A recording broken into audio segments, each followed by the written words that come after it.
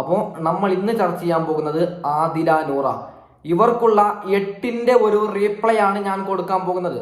അതായത് കഴിഞ്ഞ ദിവസം ഇവരുടെ യൂട്യൂബ് ചാനലിൽ ഒരു ലൈവ് ഇവർ അപ്ലോഡ് ചെയ്യുകയാണ്.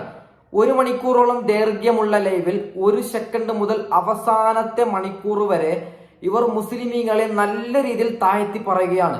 ഞങ്ങളെ ജീവിക്കാൻ അനുവദിക്കുന്നില്ല, ദൈവമില്ല, ഇങ്ങനെയൊക്കെ പറഞ്ഞ്. അപ്പോൾ അതിനൊക്കെയായി എണ്ണിയാണ് ഞാൻ ഇവിടെ മറുപടി കൊടുക്കുന്നത്. ആദ്യം ഇവർ പറഞ്ഞ കാര്യങ്ങൾ നമുക്കൊന്ന് കേട്ടു നോക്കാം. ഓക്കെ, അതിനുശേഷം നമുക്ക് നല്ല രീതിയിൽ മറുപടി കൊടുക്കാം. അള്ളാഹുവിനെ പേടിച്ച് നിങ്ങൾ നല്ലത് ചെയ്യുക, അല്ലാതെ വേറെ ആരെയും പേടിക്കേണ്ട കാര്യമില്ല. എനിക്ക് ആ ഒരു സംഭവത്തിനോട് എനിക്കൊരു എതിർപ്പുണ്ട്. അള്ളാഹുവിനെ പേടിച്ചെന്ന് പറയുന്നതിനോട് എനിക്കൊരു ഇതുണ്ട്. We have to respect. സ്നേഹം വേണം.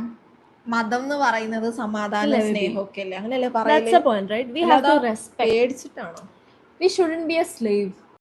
എന്റെ പൊന്നു ആദില നൂറ, മതം പഠിപ്പിക്കുന്നത് നിങ്ങളാണോ?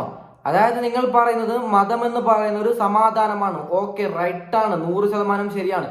പക്ഷേ അള്ളാഹുവിനെ പേടിക്കണ്ടെന്ന് പറയുന്നത് അതെന്ത് ശരിയാണ്? അള്ളാഹു എന്ന് പറഞ്ഞാൽ ദൈവമാണ്. അതായത് ദൈവത്തെ പേടിക്കാൻ പറ്റില്ല എന്ന് പറഞ്ഞിട്ട് നമ്മൾ എന്തൊക്കെ ചെയ്യും? അതായത് ദൈവത്തെ പേടിയുള്ളത് കൊണ്ടല്ലേ ഇന്ന് ഈ നാട്ടിൽ പീഡനമൊക്കെ വരുന്നുണ്ടെങ്കിലും ഒരു ചെറിയ രീതിയിൽ കുറവായിട്ട് കാണുന്നത് ഒരു അള്ളാഹുവിന്റെ പേടിയുള്ളത് കൊണ്ടല്ലേ, അതായത് ദൈവത്തിന്റെ പേടിയുള്ളത് കൊണ്ടല്ലേ. അപ്പൊ ഞാനൊരു ചെറിയൊരു എക്സാമ്പിൾ പറയാം. നമ്മളെല്ലാവരും നാളുകളിൽ ദൈവത്തെ പേടിക്കുന്നില്ല, അങ്ങനത്തെ ഒരു ചിന്താഗതിക്ക് എല്ലാവർക്കും എത്തിയാൽ എന്തൊക്കെ സംഭവിക്കും? ദിനനിത്യം കക്കും, എന്തൊക്കെ വേണ്ടാത്തരങ്ങളൊക്കെ കാണേണ്ടി വരും. അപ്പോൾ അതൊന്നും നിങ്ങളത് തെറ്റാണ്. ഇവർ അടുത്തതായി പറയുന്നതെന്ന് ഞാൻ നിങ്ങൾക്കൊന്ന് കേൾപ്പിച്ചു തരാം. അതിനുശേഷം അതിനുള്ള മറുപടി നമ്മൾ കൊടുക്കാം. ഞങ്ങൾ സത്യങ്ങളാ പറയുന്നത്. ഞങ്ങളെ റിലേഷൻഷിപ്പ് ഏറ്റവും കൂടുതൽ അഗെയിൻസ്റ്റ് ആയിട്ട് നിൽക്കുന്ന ആൾക്കാർ ഈ മുസ്ലിംസ് ആണ്. ഞങ്ങൾക്ക് അറിയാൻ പാടില്ല ഞങ്ങൾ എന്താണ് ഈ മുസ്ലിംസിനോട് ആൾക്കാരോട് ചെയ്തതെന്ന്. ഞങ്ങളും ആ കമ്മ്യൂണിറ്റിയിൽ തന്നെ ഉള്ള ആൾക്കാരാണ്. സോ ഞങ്ങൾക്ക് അറിഞ്ഞൂടെ ഞങ്ങൾ എന്താ ഇവരോടൊക്കെ ചെയ്തതെന്ന്. പേഴ്സണലി അവരെ ആരോ വന്ന് കൊന്നൂട്ടൊക്കെയാണ് ഇവര് വന്ന് സംസാരിക്കുന്നത്. പക്ഷെ ഞങ്ങൾക്ക് കുഴപ്പമില്ല. നെഗറ്റീവ് സെൻസിൽ ഞങ്ങൾ അത് മൈൻഡ് ആക്കാണ്ട് വിടലാണ്. ആൾക്കാരെല്ലാത്തിനും പറയും, എല്ലാത്തിനും. അതിപ്പോ എന്ത് നല്ലതാവട്ടെ ചീത്തതാവട്ടെ എല്ലാത്തിനും നെഗറ്റീവ് കണ്ടുപിടിച്ച് പറയുന്ന ആൾക്കാരുണ്ട്. ആ ഒരു ഇതിലേക്ക് വെക്കുന്നതേ ഉള്ളൂ. ഞങ്ങൾക്ക് അതിനോട് യാതൊരു ഫീലിങ്സോ കാര്യങ്ങളോ പൊടി പട്ടികളെ നോമ്പെടുത്തിട്ട് ഇങ്ങനെ പറയുന്നതിന് അതിന് കുഴപ്പമില്ല, അതിന് പക്ഷേ ബേബി നിക്ക്. പക്ഷെ ഞങ്ങൾ തിരിച്ചങ്ങനെ പറയൂല. കാരണം ഞങ്ങൾ നിങ്ങൾ എന്ത് പൊക്കി പറയണോ? നല്ല മാലാകന്മാരെന്ന് അങ്ങനെ കമന്റ് ഇട്ട് പറയണോ? നിങ്ങൾ കാണുമ്പോൾ തന്നെ ഒരു പുച്ഛം തുപ്പാനാണ് തോന്നുന്നത്. അതിന് ഇവർ പറയുകയാണ്, ഇവർ നമ്മൾ പൊക്കി പറയണത്ര കമന്റിൽ. അതായത് ആരെങ്കിലും ഇവരെ കണ്ട് എന്തെങ്കിലും നെഗറ്റീവായി പറഞ്ഞാൽ ഇവർക്ക് കൊള്ളും. അതാണ് ഇപ്പൊ കണ്ടത്. ഓക്കെ, ഇവർ പറയുന്ന അടുത്തതും കൂടി നമുക്ക് കേട്ട് നോക്കാം. ഓക്കെ, ഹേ നൂറ ആദില, റബ്ബിന്റെ ദീനിനും വിരുദ്ധമായി നടക്കുന്നുണ്ടല്ലോ. റബ്ബ് നിങ്ങളെ വെറുതെ വിടുമെന്ന് തോന്നുന്നുണ്ടോ നിങ്ങൾക്ക്? എന്തിനാണ് പിന്നെ മുസ്ലിം നാമധാരികളായി തിരിക്കുന്നത്? അപ്പൊ അമ്മു ഇപ്പൊ ഞങ്ങളെ കാണുന്നുണ്ട്. ഞങ്ങൾ തല്ലി തട്ടിട്ടിട്ടില്ല. ഞങ്ങൾ സ്ത്രീകളാണ്. And you will be what ever. അപ്പോൾ നിങ്ങൾ ഞങ്ങളെ കാണുന്നത് ഒരു തെറ്റായിട്ടുള്ള കാര്യമാണ്. കാരണം ഞങ്ങൾ അന്യ സ്ത്രീകളാണ്. സോ നിങ്ങൾ ഞങ്ങളെ കാണുന്നതും തെറ്റാണ്. ഔറത്ത് കാണുന്നുണ്ട് ഞങ്ങളത്. നിങ്ങൾക്ക് കാണുന്ന തന്നെ തെറ്റാണ്. സി, ആദ്യം നിങ്ങളെ മിസ്റ്റേക്ക് കറക്റ്റ് ചെയ്യാം, എന്നിട്ട് ബാക്കിയുള്ളവരെ മെക്കിട്ട് നോക്കുക. ആരാണ് പഠിപ്പിക്കുന്നത്? ഇതാരാണ്? നമ്മളെ പഠിപ്പിക്കുകയാണ്. അതായത് നിങ്ങൾ സ്വയം നന്നാവും, അതിനുശേഷം നമുക്ക്. അപ്പൊ എനിക്ക് ഇവരോട് ഒരു കാര്യം പറയാനുണ്ട്. കമന്റ് ഇടാൻ പാടില്ലെങ്കിൽ നിങ്ങൾ എന്തിനാണ് ലൈവ് ഇടുന്നത്? കമന്റിൽ ഇങ്ങനെ പല കമന്റുകളും വരും. അപ്പോൾ അത് നമുക്ക് കമന്റ് ഒന്നും ഇടാൻ പാടില്ല. കമന്റ് ഇടുന്നുണ്ടെങ്കിൽ ഇവർ മാലാകയാണ്, ഇവർ നല്ല മനുഷ്യന്മാരാണ്, ഇങ്ങനെ പറഞ്ഞ് പൊക്കി കമന്റ് ഇടണം, അല്ലെങ്കിൽ കമന്റ് ഇടാൻ പാടില്ല. അതാണ് ഇതിന്റെ ഒരു ഉദ്ദേശം. ഓക്കെ, ഇവരുടെ അടുത്തതും കൂടി നമുക്ക് ഇട്ട് നോക്കാം. തലമറക്കുന്നതിനെ പറ്റിയിട്ട് കുറെ ആൾക്കാർ കൊണ്ടുവന്ന് തലമറക്കും, ഇങ്ങനെ ഇടും, ഇത്തരം ഭാഗം വെളിയിലായിരിക്കും. പിന്നെ പറയും ഇവിടെ ഒട്ടകത്തിന്റെ മറ്റേ ഇത് ഹമ്പ് മാതിരി കെട്ടരുത്, അതും കെട്ടും. എന്നൊക്കെ നിസ്കരിക്കുന്ന ആൾക്കാരുണ്ട്. ഇപ്പൊ ഞാൻ പറയട്ടെ, ഇപ്പോഴത്തെ ഈ ട്രെൻഡ് ആൻഡ് ഇപ്പോഴത്തെ ആൾക്കാരൊക്കെ, ഇപ്പോഴത്തെ പെൺകുട്ടികളൊക്കെ, തലയിലിടുന്ന പെൺകുട്ടികളൊക്കെ അധികം ആൾക്കാരും മുടി ഇത്ര ഭാഗം കാണിച്ച് ആർക്കോ ഓൽക്ക് ഇടാനും കൂടി താല്പര്യം ഉണ്ടാവില്ല. ആർക്കോ വേണ്ടി തിളയ്ക്കുന്ന സാമ്പാർ എന്ന് പറയും പോലെ എന്തോ കാണിച്ച് തട്ടിടും, മുടി കാണുകയും ചെയ്യും. ദെയർസ് നോ യൂസ് അല്ലേ. ഇപ്പൊ തലയിൽ തട്ടിടുന്ന എന്തിനാണ്? മുടി ഫുള്ള് മറയ്ക്കാൻ വേണ്ടിയിട്ടാണ്. അതാണ് അതിന്റെ മെയിൻ പർപ്പസ്. പക്ഷെ ഇപ്പോഴത്തെ കാലത്ത് ആരും അങ്ങനെ ചെയ്യലില്ല. ബട്ട് യു കാൺ സേ അത് ഓരോരുത്തരുടെ ഇഷ്ടമാണ്. ഓക്കെ, നമുക്ക് പോയി പറയാൻ പറ്റൂല. ഇനി അത് മറച്ചേ മതിയാവുള്ളൂ. എന്റെ പൊന്നുമോളെ, നിങ്ങൾ പറയുന്നുണ്ടല്ലേ ഇത്രയാണ് മറ്റേ പെൺകുട്ടികളൊക്കെ തട്ടമിടുന്നത്. അവർ അത്രയെങ്കിലും ഇടുന്നുണ്ടല്ലോ. എനിക്ക് ചോദിക്കാനുള്ളത്, അവരുടെ കാര്യം എന്തിനാണ് നിങ്ങൾ നോക്കുന്നത്? നിങ്ങൾ സ്ട്രെയിറ്റ് ആയിട്ട് പോകുന്നുണ്ടെങ്കിൽ നിങ്ങൾ പോയിക്കോളൂ. ഇല്ലെങ്കിൽ നിങ്ങൾക്ക് തട്ടമിടാൻ ഇഷ്ടമില്ലെങ്കിൽ നിങ്ങൾ എന്തിനാണ് തട്ടത്തിനെ കുറിച്ച് സംസാരിക്കുന്നത്? അങ്ങനെ അത്തരത്തിൽ കമന്റ് വരുന്നുണ്ടെങ്കിൽ അത് കാണാതിരിക്കണം. അതായത് വേറെയുള്ള പെണ്ണുങ്ങൾക്ക് നിങ്ങൾ പഠിപ്പിച്ച് കൊടുക്കാൻ നിങ്ങൾ എത്തിയോ? അവർക്ക് ഇഷ്ടമുള്ളവ അവർ പോകട്ടെ, നിങ്ങൾക്ക് ഇഷ്ടമുള്ളതുപോലെ നിങ്ങൾ പോയിക്കോളൂ. ഹിജാബിന്റെ ഒക്കെ കാര്യം സംസാരിക്കാൻ പോലും നിങ്ങൾ അർഹത ഇല്ലാത്തവരാണ്. നിങ്ങളാണോ നമുക്ക് പഠിപ്പിക്കുന്നത്? ഓക്കെ, ഇവർ പറഞ്ഞ മറ്റു കാര്യങ്ങളോ നമുക്കൊന്ന് കേട്ടു നോക്കാം. ഞങ്ങൾ മുന്നേ ഒരു മുസ്ലിം ബാക്ക്ഗ്രൗണ്ടിൽ നിന്ന് വരുന്നോണ്ട് തന്നെ നോമ്പ് കാര്യങ്ങളൊക്കെ ഞങ്ങൾക്ക് നൊസ്റ്റാൾജി ഉള്ള ഒരു കാര്യം തന്നെയാണ്. നമ്മളിപ്പോ ഫുള്ള് നോമ്പ് കാര്യങ്ങളൊന്നും എടുക്കുന്നൊന്നുമില്ല. സോ നോമ്പ് എടുക്കാൻ പോകുന്നത് അതൊക്കെ ഞങ്ങള് എന്താ പറയാ, ചില ആൾക്കാർ വന്നിട്ടുണ്ടായിരുന്നു നോമ്പ് തുറ ഇഫ്താറിന്റെ ഇട്ടപ്പോളേ വീഡിയോയും get ready with me for ഇഫ്താറെ വീഡിയോയും ക്യാപ്ഷനും തമ്മിലൊരു ബന്ധമില്ലാതെ നോമ്പ് തുറക്കാൻ പോയതാണ്. അതിൽ ആളുകൾക്ക് മനസ്സിലാവുന്നില്ലെങ്കിൽ it's one of our freaking business. So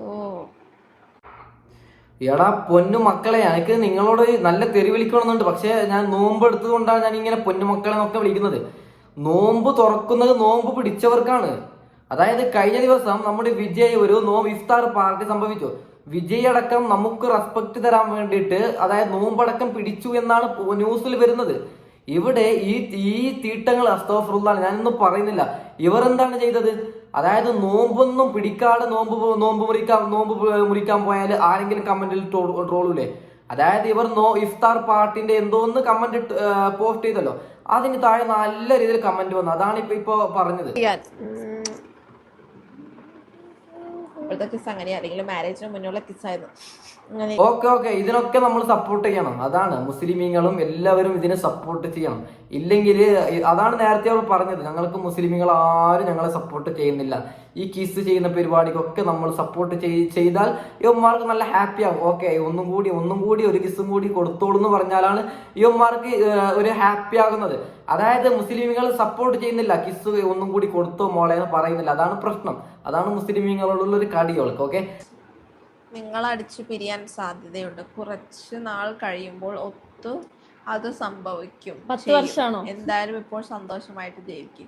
Manju Rajeev, പൊന്ന് മഞ്ജു ചേച്ചി, രാജീവ് ചേട്ടനായിട്ടുള്ള ബന്ധം നന്നായിട്ട് പോകുന്നില്ലെങ്കിൽ രാജീവ് ചേട്ടനെ ഉപേക്ഷിച്ച് സുരേഷ് ചേട്ടന്റെ കൂടെ പോവുക കേട്ടോ. അല്ലാതെ ഞങ്ങളെ വയ്ക്കാറുണ്ട്.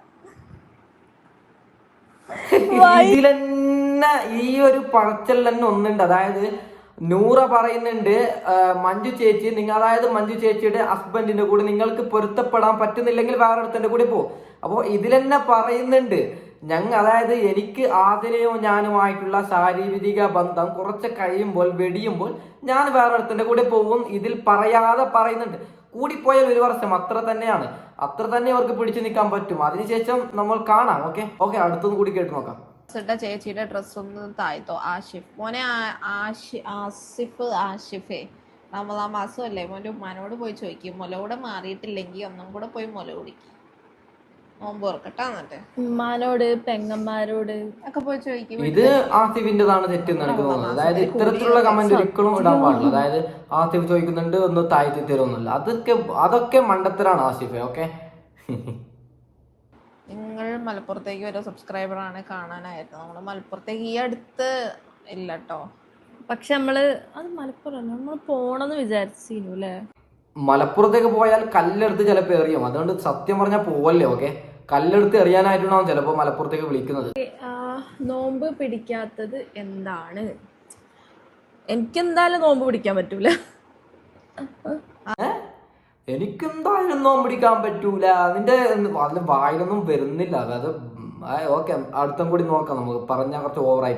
അതായത് ഒരു കപ്പിൾസ് ആണെങ്കിൽ ഞാൻ വീണ്ടും പറയുകയാണ്, ഒരു ആണും പെണ്ണുമാണെങ്കിൽ ഏത് മതമായിക്കോട്ടെ, ഒരു ആണും പെണ്ണുമാണെങ്കിൽ ഞാൻ നല്ല രീതിയിൽ സപ്പോർട്ട് കൊടുത്തേനെ. ഇതൊരു പെണ്ണും ആയതുകൊണ്ടാണ് ഞാൻ ഈ രീതിയിൽ ഞാൻ ഇതിനെ റിയാക്ട് ചെയ്യാൻ കാരണം. അപ്പോൾ എനിക്ക് പറയാനുള്ളത്, നിങ്ങൾക്ക് ഇഷ്ടമുള്ള പോലെ ജീവിക്കുക. ആർക്ക് വേണമെങ്കിലും എങ്ങനെ വേണമെങ്കിലും ജീവിക്കാനുള്ള അർഹതയുണ്ട്. പക്ഷെ മതത്തെ കുറ്റപ്പെടുത്താൻ പാടില്ല. ഓക്കെ, അത് വിശ്വസിക്കുന്ന കുറെ ആൾക്കാരുണ്ട്. അത് എല്ലാ മതത്തിലുമുണ്ട്. മതത്തെ കുറ്റപ്പെടുത്തി നമ്മൾ ഒന്നും ചെയ്യാൻ പാടില്ല. നമുക്ക് ഇഷ്ടമുള്ളതുപോലെ ജീവിക്കാം. വിശ്വാസികൾ അവരുടെ രീതിയിൽ വിശ്വസിക്കട്ടെ. അതിനെ കുറ്റം പറഞ്ഞുകൊണ്ടും അതിനെ ഒന്നും പറഞ്ഞുകൊണ്ട് നമുക്കൊന്നും ഇരിക്കില്ല. ഇപ്പോ നൂറ ആദിലൊക്കെ പറയുന്നുണ്ട് മുസ്ലിമീങ്ങൾ ഞങ്ങളെ റെസ്പെക്ട് ചെയ്യുന്നില്ല. എങ്ങനെയാണ് റെസ്പെക്ട് ചെയ്യാൻ? അതായത് കിസ് കൊടുക്കുന്നുണ്ട്, മറ്റേതാക്കുന്നുണ്ട്. അതൊക്കെ ഇസ്ലാം മതം എന്ന് പറയുന്ന വിശ്വാസികളെ സംബന്ധിച്ചിടത്തോളം അതൊക്കെ തെറ്റായ കാര്യങ്ങളാണ്. അത്തരത്തിലുള്ളവർക്ക് ആരെങ്കിലും സപ്പോർട്ട് ചെയ്യോ? അപ്പൊ ഏതായാലും ഞാൻ ഇവിടെ വൈൻഡ് അപ്പ് ചെയ്യാം. Okay bye.